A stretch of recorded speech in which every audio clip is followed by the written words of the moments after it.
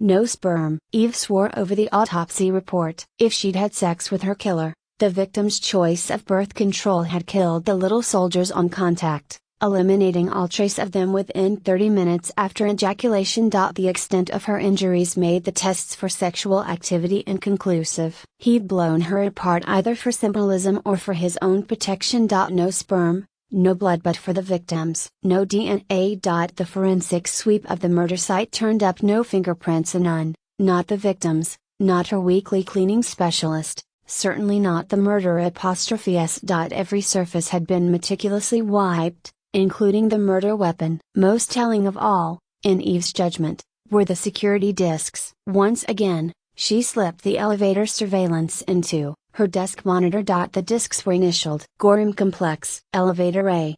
February 12, 2058. 6 o'clock. Eve zipped through, watching the hours fly by. The elevator doors opened for the first time at noon. She slowed the speed, giving her unit a quick smack with the heel of her hand when the image bobbled, then studied the nervous little man who entered and asked for the 5th floor. A jumpy John, she decided, amused when he tugged at his collar and slipped a breath mint between his lips. Probably had a wife and 2 kids and a steady white-collar job that allowed him to slip away for an hour once a week for his nooner. He got off the elevator at 5. Activity was light for several hours, the occasional prostitute riding down to the lobby, some returning with shopping bags and bored expressions. A few clients came and went. The action picked up about 8. Some residents went out, snazzily dressed for dinner, others came in to keep their appointments. At 10, an elegant-looking couple entered the car together. The woman allowed the man to open her fur coat, under which she wore nothing but stiletto heels and a tattoo of a rosebud with the stem starting at the crotch and the flower artistically teasing the left nipple. He fondled her, a technically illegal act in a secured area. When the elevator stopped on 18, the woman drew her coat together, and they exited, chatting about the play they'd just seen. Eve made a note to interview the man the following day. It was he who was the victim's neighbor and associate. The glitch happened at precisely 12:05. The image shifted almost seamlessly, with only the faintest blip, and returned to surveillance at 2:46. 2 hours and 41 minutes lost. The hallway disc of the 18th floor was the same. Nearly 3 hours wiped. Eve picked up her cooling coffee as she thought it through. The man understood security, she mused, was familiar enough with the building to know where and how to doctor the discs. And he'd taken his time, she thought. The autopsy put the victim's death at 2 a.m. He'd spent nearly 2 hours with her before he'd killed her, and nearly an hour more after she'd been dead. Yet he hadn't left a trace. Clever boy. If Sharon Blas had recorded an appointment,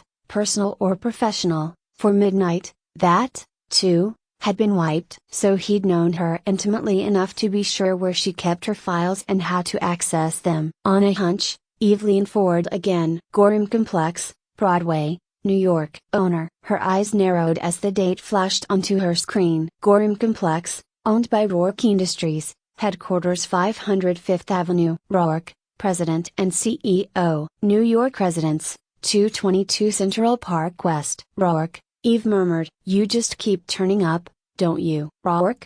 She repeated. All data, view and print. Ignoring the incoming call on the link beside her, Eve sipped her coffee and read. Rourke unknown given Namia born October 6, 2023, Dublin, Ireland. ID number 33492 ABR 50. Parents unknown. Marital status, single. President and CEO of Rourke Industries. Established 2042. Main branches New York, Chicago, New Los Angeles, Dublin, London, Bonn, Paris, Frankfurt, Tokyo, Milan, Sydney. Off-planet branches, Station 45, Bridgestone Colony, Vegas 2, Freestar 1. Interests in real estate, import-export, shipping, entertainment, manufacturing, pharmaceuticals, transportation. Estimated gross worth, $3,800,000,000. Busy boy, Eve thought, lifting a brow as a list of his companies clicked on screen. Education,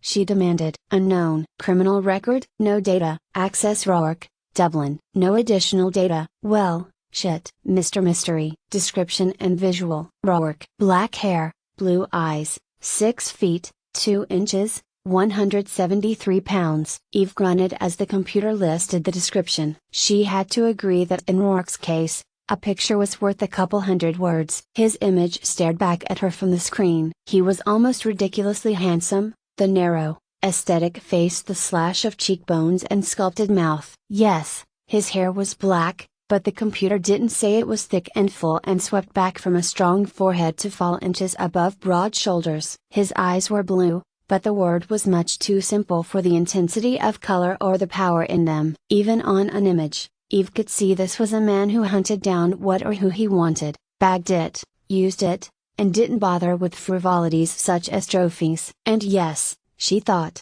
this was a man who could kill if and when it suited him. He would do so coolly, methodically, and without breaking a sweat. Gathering up the hard data, she decided she'd have a talk with Rourke. Very soon, by the time Eve left the station to head home, the sky was miserably spitting snow. She checked her pockets without hope and found she had indeed left her gloves in her apartment. Hatless, gloveless, with only her leather jacket as protection against the biting wind, she drove across town. She'd meant to get her vehicle into repair. There just hadn't been time. But there was plenty of time to regret it now as she fought traffic and shivered, thanks to a faulty heating system. She swore if she got home without turning into a block of ice, she'd make the appointment with the mechanic. But when she did arrive home, her primary thought was food. Even as she unlocked her door, she was dreaming about a hot bowl of soup, maybe a mound of chips, if she had any left, and coffee that didn't taste like someone had spilled sewage into the water system. She saw the package immediately,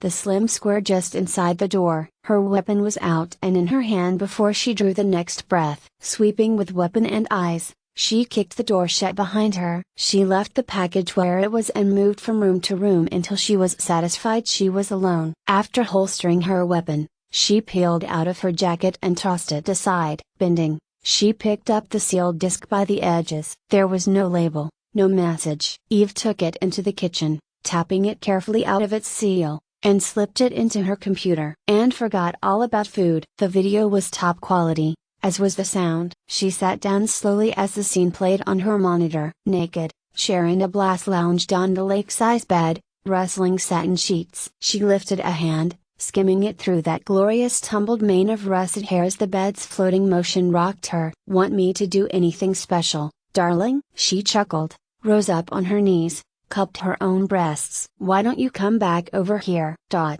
Her tongue flicked out to wet her lips. "We'll do it all again." Her gaze lowered, and a little cat smile curved her lips. "Looks like you're more than ready." She laughed again, shook back her hair. "Oh, we want to play a game." Still smiling, Sharon put her hands up. "Don't hurt me," she whimpered, shivering even as her eyes glinted with excitement. "I'll do anything you want." "Anything. Come on over here and force me." "I want you to." Lowering her hands, she began to stroke herself. "Hold that big bad gun on me while you rape me." "I want you to." "I want you to." The explosion had Eve jolting. Her stomach twisted as she saw the woman fly backward like a broken doll, the blood spurting out of her forehead. The second shot wasn't such a shock, but Eve had to force herself to keep her eyes on the screen. After the final report there was silence, but for the quiet music, the fractured breathing, the killer's breathing. The camera moved in, panned the body in grisly detail. Then, through the magic of video, Ablas was as Eve had first seen her, spread-eagled in a perfect X over bloody sheets. The image ended with a graphic overlay. 1 of 6. It was easier to watch it through the second time, or so Eve told herself. This time she noticed a slight bobble of the camera after the first shot, a quick, quiet gasp. She ran it back again, listening to each word, studying each movement, hoping for some clue. But he was too clever for that. And they both knew it. He'd wanted her to see just how good he was, just how cold. And he wanted her to know that he knew just where to find her, whenever he chose. Furious that her hands weren't quite steady, she rose. Rather than the coffee she'd intended, Eve took out a bottle of wine from the small cold cell, poured half a glass. She drank it down quickly, promised herself the other half shortly, then punched in the code for her commander. It was the commander's wife who answered, and from the glittering drops at her ears and the perfect coiffure, Eve calculated that she'd interrupted one of the woman's famous dinner parties. "Lieutenant Dallas, Mrs. Whitney, I'm sorry to interrupt your evening, but I need to speak to the commander. We're entertaining, Lieutenant. Yes, ma'am, I apologize. Fucking politics, Eve thought as she forced a smile. It's urgent, isn't it always? The machine hummed on hold, mercifully without hideous background music or updated news reports, for a full 3 minutes before the commander came on. Dallas. Commander, I need to send you something over a coded line. It better be urgent. Dallas. My wife's going to make me pay for this. Yes, sir. Cops, she thought as she prepared to send the image to his monitor, should stay single. She waited, folding her restless hands on the table. As the images played again, she watched again, ignoring the clenching in her gut. When it was over, Whitney came back on screen. His eyes were grim. Where did you get this? He sent it to me. A disc was here,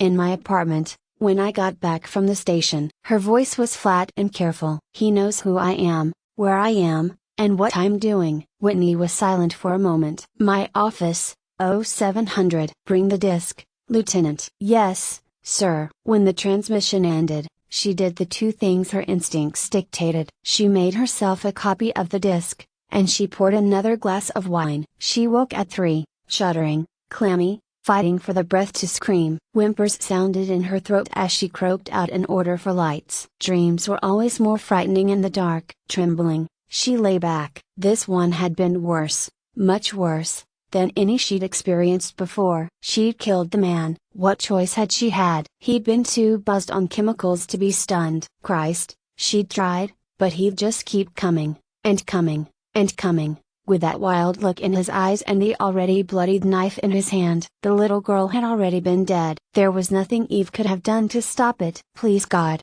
don't let there have been anything that could have been done. The little body hacked to pieces. The frenzied man with the dripping knife. Then the look in his eyes when she'd fired on full, and the life had slipped out of them. But that hadn't been all. Not this time. This time he'd kept coming. And she'd been naked, kneeling in a pool of satin. The knife had become a gun, held by the man whose face she'd studied hours before. The man called Rourke. He'd smiled, and she'd wanted him. Her body had tingled with terror and sexual desperation even as he'd shot her. Head, heart, and loins. And somewhere through it all, the little girl, the poor little girl, had been screaming for help. Too tired to fight it, Eve simply rolled over, pressed her face into her pillow and wept. Lieutenant. At precisely 7 a.m., Commander Whitney gestured Eve toward a chair in his office. Despite the fact, or perhaps due to the fact that he'd been riding a desk for 12 years, he had sharp eyes. He could see that she'd slept badly and had worked to disguise the signs of a disturbed night. In silence, he held out a hand. She'd put the disc and its cover into an evidence bag. Whitney glanced at it, then laid it in the center of his desk. According to protocol, I'm obliged to ask you if you want to be relieved from this case. He waited a beat. We'll pretend I did. Yes, sir. Is your residence secure, Dallas? I thought so. She took hard copy out of her briefcase. I reviewed the security disks after I contacted you. There's a 10-minute time lapse. As you'll see in my report, he has the capability of undermining security, and knowledge of videos, editing, and, of course, antique weapons. Whitney took her report, set it aside. That doesn't narrow the field over much. No, sir. I have several more people I need to interview. With this perpetrator, electronic investigation isn't primary, though Captain Feeney's help is invaluable. This guy covers his tracks. We have no physical evidence other than the weapon he chose to leave at the scene. Feeney hadn't been able to trace it through normal channels. We have to assume it was black market. I've started on her trick books and her personal appointments,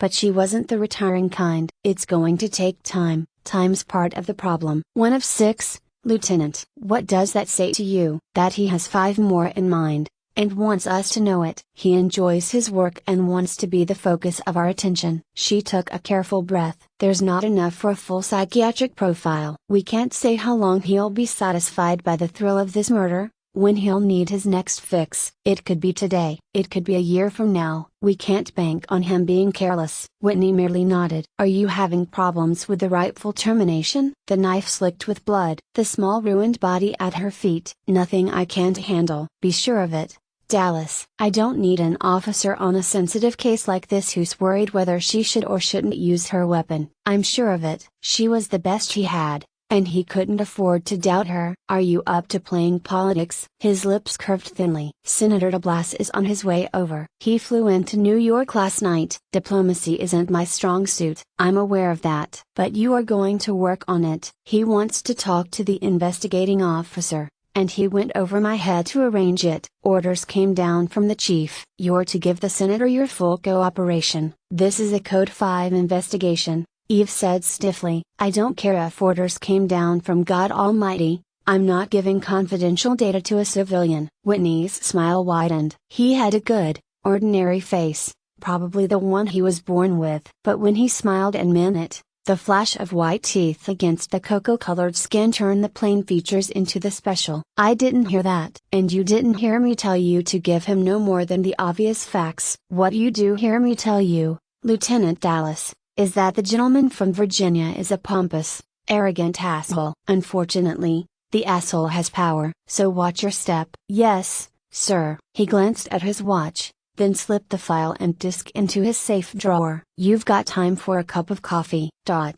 And, Lieutenant, he added as she rose, if you're having trouble sleeping, take your authorized sedative. I want my officers sharp. I'm sharp enough. Senator Gerald DeBlas was undoubtedly pompous. He was unquestionably arrogant. After one full minute in his company, Eve agreed that he was undeniably an asshole. He was a compact, bull of a man, perhaps 6 feet, 220. His crop of white hair was cut sharp and thin as a razor so that his head seemed huge and bullet sleek. His eyes were nearly black, as were the heavy brows over them. They were large, like his nose, his mouth. His hands were enormous, and when he clasped Eve's briefly on introduction, she noted they were smooth and soft as a baby's. He brought his adjutant with him. Derek Rockman was a whip-like man in his early 40s. Though he was nearly 6'5", Eve gave DeBlas 20 pounds on him. Neat, tidy, his pinstriped suit and slate blue tie showed not a crease. His face was solemn,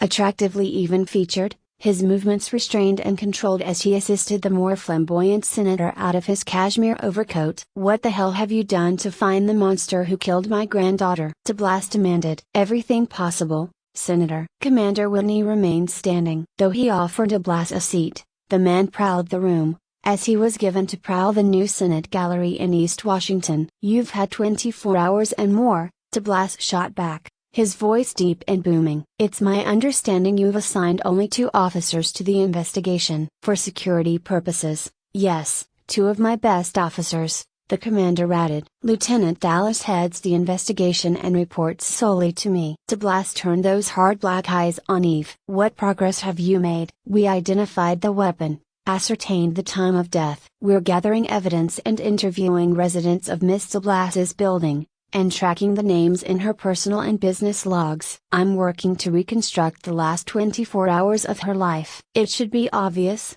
even to the slowest mind, that she was murdered by one of her clients. He said the word in a hiss. There was no appointment listed for several hours prior to her death. Her last client has an alibi for the critical hour. Break it, DeBlas demanded. A man who would pay for sexual favors would have no compunction about murder. Though Eve failed to see the correlation, she remembered her job and nodded. I'm working on it, Senator. I want copies of her appointment books. That's not possible, Senator, Whitney said mildly. All evidence of a capital crime is confidential. DeBlas merely snorted and gestured toward Rockman. Commander. Rockman reached in his left breast pocket and drew out a sheet of paper affixed with a holographic seal. This document from your chief of police authorizes the Senator access to any and all evidence and investigative data on Miss DeBlas's murder. Whitney barely glanced at the document before setting it aside. He'd always considered politics a coward's game,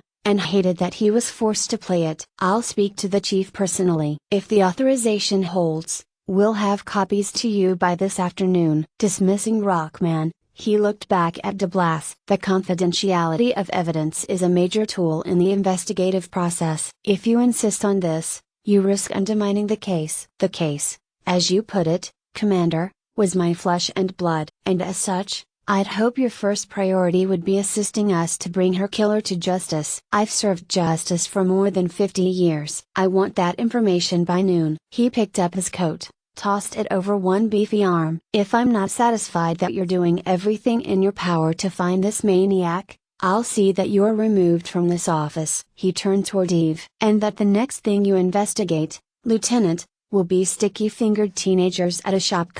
After he stormed out, Rockman used his quiet, solemn eyes to apologize. You must forgive the senator. He's overwrought. However much strain there was between him and his granddaughter, she was family. Nothing is more vital to the senator than his family. Her death, this kind of violent, senseless death, is devastating to him. Right, Eve muttered. He looked all choked up. Rockman smiled. He managed to look amused and sorrowful at once. Proud men often disguise their grief behind aggression. We have every confidence in your abilities and your tenacity, Lieutenant. Commander, he nodded. We'll expect the data this afternoon. Thank you for your time. He's a smooth one, Eve muttered when Rockman shut the door quietly behind him. You're not going to cave, Commander. I'll give them what I have to. His voice was sharp and edged with suppressed fury. Now, go get me more. Police work was too often drudgery. After 5 hours of staring at her monitor as she ran makes on the names in de Blas's books,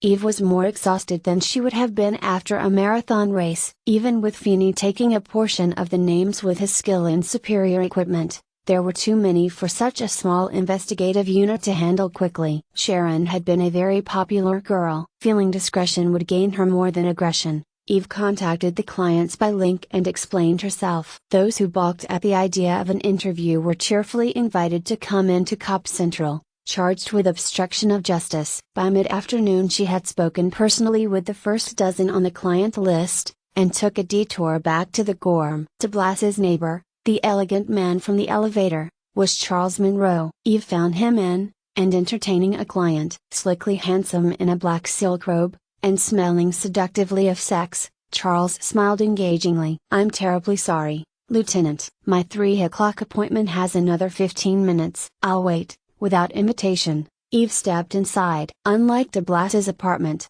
this one ran to deep, cushy chairs and leather and thick carpets. Obviously amused, Charles glanced behind him, where a door was discreetly closed at the end of a short hallway. Privacy and confidentiality are, you understand, vital to my profession. My client is apt to be disconcerted if she discovers the police on my doorstep. No problem. Got a kitchen? He let out a weighty sigh. Sure. Right through that doorway. Make yourself at home. I won't be long. Take your time. Eve strolled off to the kitchen. In contrast to the elaborate living area, this was Spartan. It seemed Charles spent little time eating in. Still, he had a full-size Frigga unit rather than a cold cell, and she found the treasure of a Pepsi chilling. Satisfied for the moment, she sat down to enjoy it while Charles finished off his 3 o'clock. Soon enough, she heard the murmur of voices, a man's, a woman's, a light laugh. Moments later, he came in, the same easy smile on his face. Sorry to keep you waiting. No problem. Are you expecting anyone else? Not until later this evening. He took out a Pepsi for himself, broke the freshness seal from the tube, and poured it into a tall glass. He rolled the tube into a ball and popped it into the recycler. Dinner, the opera, and a romantic rendezvous. You like that stuff? Opera?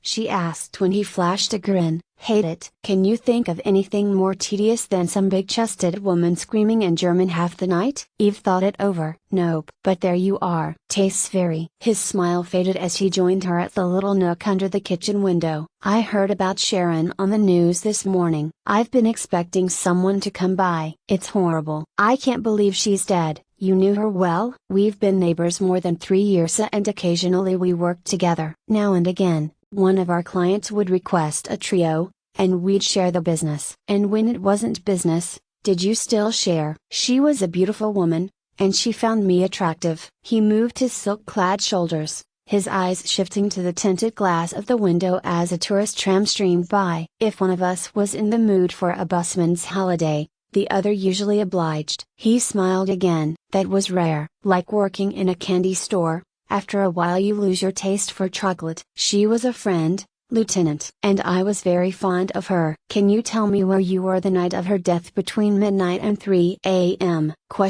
His brows shot up. If it hadn't just occurred to him that he could be considered a suspect, he was an excellent actor. Then again, Eve thought, people in his line of work had to be. I was with a client, here. She stayed overnight. Is that usual? This client prefers that arrangement. Lieutenant, I'll give you her name if absolutely necessary, but I'd prefer not to, at least until I've explained the circumstances to her. It's murder, Mr. Monroe, so it's necessary. What time did you bring your client here? About 10. We had dinner at Miranda's, the Sky Cafe copyright above 6th, 10. Eve nodded, and saw the moment he remembered. The security camera in the elevator. His smile was all charm again. It's an antiquated law. I suppose you could bust me, but it's hardly worth your time. Any sexual act in a secured area is a misdemeanor, Mr. Monroe. Charles, please. It's a nitpick, Charles, but they could suspend your license for 6 months. Give me her name,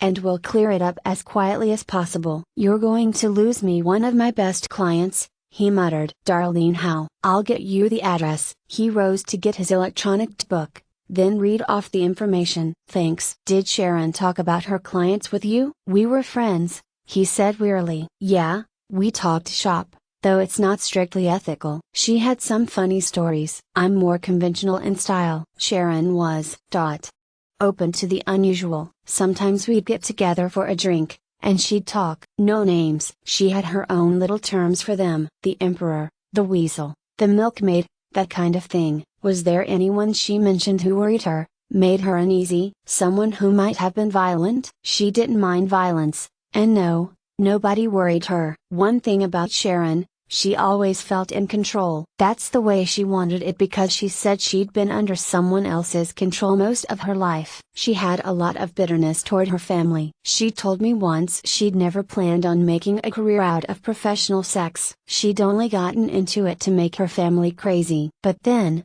after she got into it, she decided she liked it. He moved his shoulders again, sipped from his glass. So she stayed in the life, and killed 2 birds with 1 fuck. Her phrase. He lifted his eyes again. Looks like one of the fucks killed her. Yeah. Eve rose, tucked her recorder away. Don't take any out of town trips, Charles. I'll be in touch. That's it? For the moment. He stood as well, smiled again. You're easy to talk to for a cop. Eve. Experimentally, he skimmed a fingertip down her arm. When her brows lifted, he took the fingertip over her jawline. In a hurry? Why? Well, I've got a couple of hours, and you're very attractive. Big golden eyes, he murmured. This little dip right in your chin. Why don't we both go off the clock for a while? She waited while he lowered his head, while his lips hovered just above hers. Is this a bribe, Charles? Because if it is, and you're half as good as I think you are. I'm better. He nibbled at her bottom lip, let his hand slide down to toy with her breast. I'm much better. In that case. I'd have to charge you with a felony. She smiled as he jerked back. And that would make both of us really sad. Amused, she patted his cheek. But, thanks for the thought. He scratched his chin as he followed her to the door. Eve? She paused, hand on the knob, and glanced back at him. Yes? Bribes aside, if you change your mind, I'd be interested in seeing more of you. I'll let you know. She closed the door and headed for the elevator. It wouldn't have been difficult, she mused, for Charles Monroe to slip out of his apartment, leaving his client sleeping, and slip into Sharon's. A little sex, a little murder. Thoughtful, she stepped into the elevator. Doctor the discs. As a resident of the building, it would have been simple for him to gain access to security. Then he could have popped back into bed with his client. It was too bad that the scenario was plausible, Eve thought as she reached the lobby. She liked him, but until she checked his alibi thoroughly, Charles Monroe was now at the top of her short list.